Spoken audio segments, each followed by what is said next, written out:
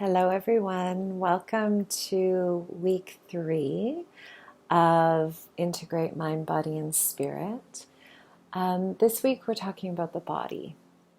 And I want to encourage you, again, just like last week, to be really curious, develop some curiosity around your body, develop this witness idea of witnessing yourself and what your experience is, so that if there's something you want to change, you can go about doing that. If there are practices you want to start implementing, you can go about doing that. So let's talk about the body. Let's talk about the amazingness of the body to start. So the body is here to keep us alive. Its sole function is to keep us safe and keep us alive, so that we can go about all of these things that we do, right? So without the body, we would not be able to hug our friends. We wouldn't hear the birds sing. I wouldn't be able to film in this video. I wouldn't be able to get my information across through speaking. I wouldn't be able to eat delicious food. I wouldn't be able to sleep. You know, that delicious feeling of sleep? All of that is through the function of the body. Without the body, we would not be having the experiences that we have.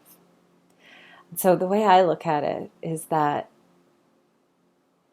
our body deserves a lot of respect and honoring. It beats our heart and circulates our blood without us having to think about it.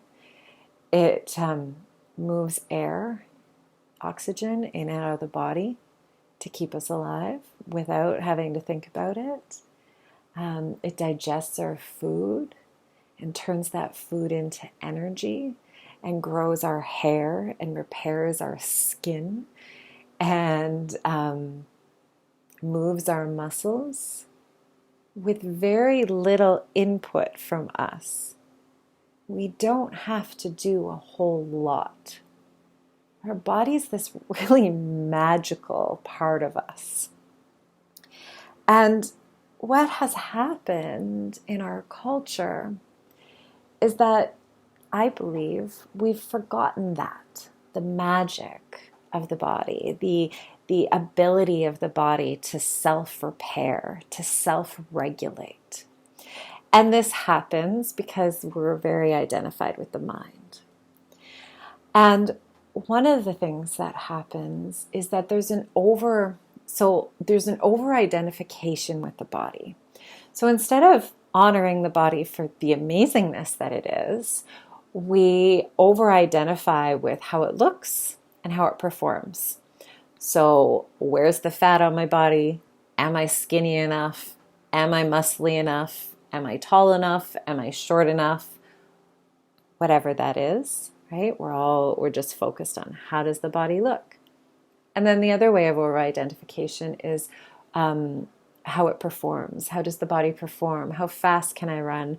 How bendy is my spine in yoga? How strong are my arms? All of this sort of stuff. So over-identification with how the body looks and how it performs.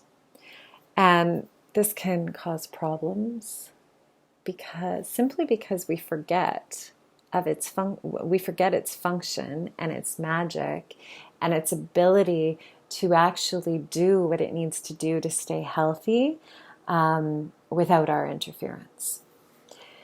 And that causes a disconnection from the body, right? We don't allow it to do what it needs to do, and so there's a wiring that gets crossed. We disconnect from it. And the other way that we struggle with our bodies is through a dysregulation of the nervous system, which is most often caused from a traumatic experience, which sends the body into a fight, flight, and freeze response. And then the body doesn't know how to then bring itself back to the rest and digest response. So it So the trauma, whether it's fight, whether you have a fight response, whether you have a flight response, whether you have a freeze response, that gets stuck. The chemicals that are released to push you into that that automatic response is then stuck in the system. And when you are then triggered by something that similarly caused that original response, the body then responds again in that fight, flight, or freeze response, which creates this cycle that perpetuates over time, which can it sucks sometimes, right? If our body goes back into these responses when actually it's safe. Because the body is whole, like the body is just here. I'm going to say it again because it's so important. The body is simply here to keep us alive. It is constantly scanning our environment. Am I safe? Are we safe? And it does that through the function of the nervous system, which is the bridge between the brain and the body. It goes from the back of the brain to the front of the head, all the way down the spine, all the way down to our sacral, sit bones, sexual organs, and then through the function of the vagus nerve, which follows this entire track, it reaches around to the front of the body, up at the chest, under the ribs, and around your stomach, and is constantly scanning our environment to see whether we are safe. It's asking, am I safe? Am I safe? Am I safe? Am I safe? So when there's a dysregulation to the nervous system, a disconnection to the body, or an over-identification about what the body is here to do, or how it looks, or how it performs, the body is not given the chance to do what it wants to do, which is to just keep us alive. It's not given the opportunity to work its magic. We get involved. We think, oh shit, there's something wrong with me. Oh no, it's having this response again to this trigger outside of me. Oh no, it doesn't look the right way. I'm going to starve it and beat it into, maybe not beat, but push it so hard so that it looks a certain way. And it's not given the chance to work its magic. And that's because we're not taught this, right? We're not taught the body wants to find its regulation. It wants to lead us where we feel safe. It wants to guide us to places that it is feeling in the body through the function of the nervous system. So in ancient yogic teachings, one of the part of yoga is the asana, is the posture. So in Western culture, we often think of yoga as simply the posture, right? The bending and the stretching that we do. And that's actually just one limb of the yoga practice, of the yoga philosophy. And it's also not, it's important, but in these ancient texts, there's actually not a lot of mention of the physical aspect of the body, simply because it's this knowing that what the body needs is the body needs a healthy spine, the body needs a healthy digestive system in order to function properly so that we can calm our mind down. The less pain, the less discomfort, the less identification that we have with the body and how it looks and how it's performing, the quieter the mind can get, the more calmly we can sit, the more we are in tune with the amazing function of our gut responses, meaning, oh, I don't want to walk down that street. Something feels right. I'm just going to listen to that because my body is saying, don't go down there right now, right? Or, oh, I want to walk through that park right now because those flowers are really beautiful and it's giving me this really nice feeling in my body. And I'm going to trust my body because it knows where I want to go and I'm going to follow it. And then maybe I meet this amazing group of people and my body led me there. If it was the long way around to get home and I'm still going through the park, my mind might get involved and go, What are you doing? Why would I go that way? What am I doing? Why would I go that way, right? We want to follow the body. The body, the body has all of these amazing parts to it that is feeling our environment in ways that our mind doesn't understand or comprehend. It almost doesn't make sense. There's a lot of the body that we still have a hard time explaining. And that is, in my opinion, because it is so magical and there is so much going on inside of it that we can't make sense of it because it's almost beyond logic, which is what our mind really likes.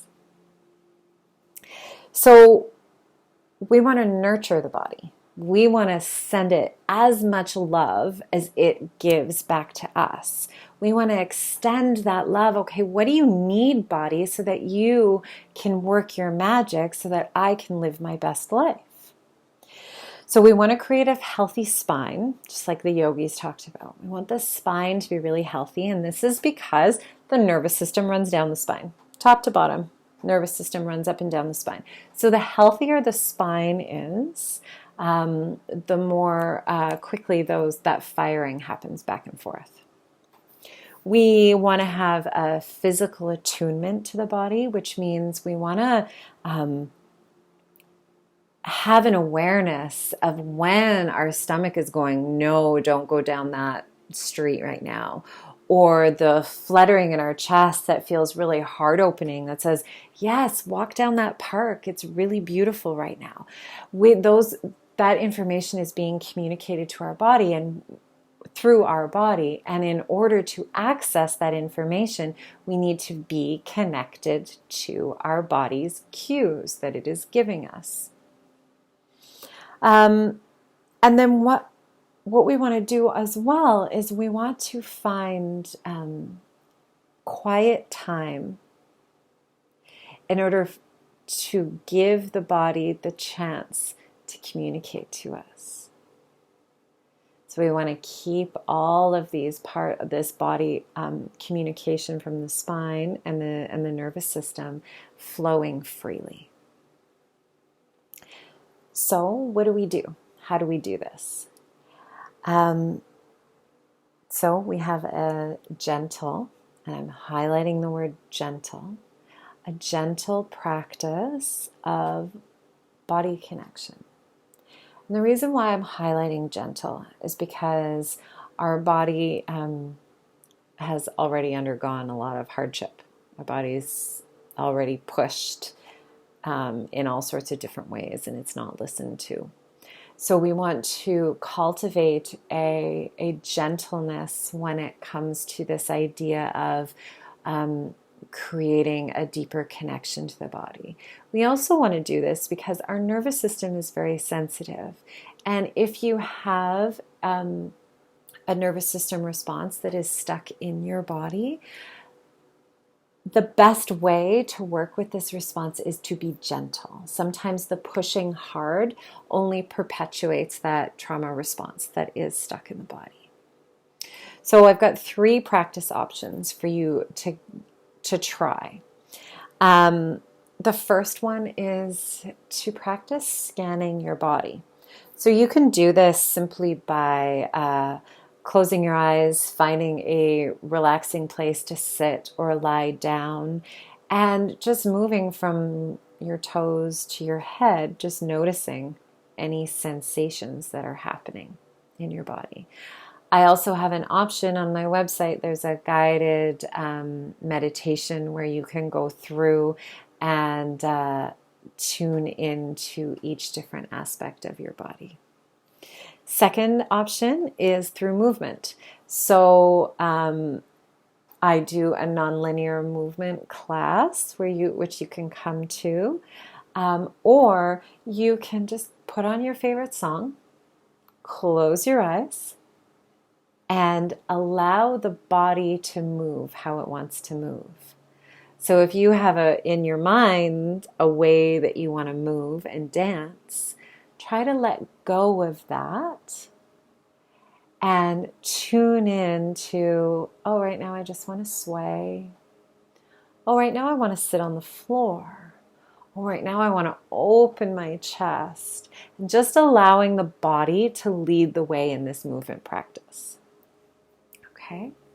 And then the third way is simply to nourish the body. So whether that's through a massage, whether that's through a bath, whether that's through a Reiki treatment, whether that's through a swim in the ocean, whatever feels best for you, we want to do something where you're treating the body to a lot of love, a lot of honoring, like extending that love to the body. Oh, wow, my muscles are really sore today. I'm going to take an Epsom salt bath. Oh, wow, it's really hot outside. I'm going to go immerse my body in the ocean and bring its core temperature down and neutralize it in that salt water. Oh, I really just want some physical touch. I can feel my body wants some physical touch, so I'm going to go to a massage or a craniosacral session. Okay, so really just those three practice options. So body scan, movement where the body leads the way, or through a nourishing practice. All right. So I'm wishing you well on this journey of the body, this curiosity that you're going to look into with the body. And next week we'll be talking about spirit. So I really look forward to seeing you next week. I'll talk soon.